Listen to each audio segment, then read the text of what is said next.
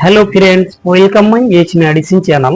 আবারও আজকে একটি খুব ইম্পর্টেন্ট টপিকের উপরে আমি ডিসকাস করতে যাচ্ছি। সেটি হচ্ছে এই এসিলক ইঞ্জেকশন। আমরা জানবো এই এসিলক ইঞ্জেকশনটি কি, এটির মধ্যে কি কি কন্টেন্ট রয়েছে। যে কন্টেন্টটি হচ্ছে সেটি হচ্ছে রেনিটিডিন।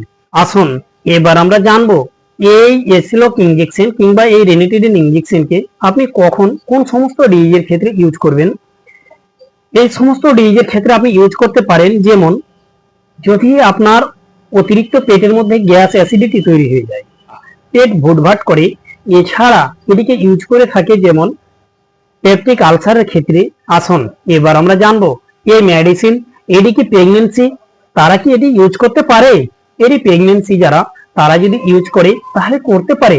ডোজ হচ্ছে যেমন অ্যাডাল্টের জন্য 1 এমপুল সমান সমান এর মধ্যে রেনিটিডিন রয়েছে 25 এমজি এবং 2 এমপুলে রয়েছে 50 এমজি এবং একজন সে লাগাতে পারে 50 এমজি। ইঞ্জেকশন লাগানোর পরে যে সাইড ইফেক্ট দেখা দিতে পারে, যেমন সেই জায়গাটা পেন হতে পারে, এছাড়া সোয়েলিং ফুলে যেতে পারে, রেডনেস হতে পারে।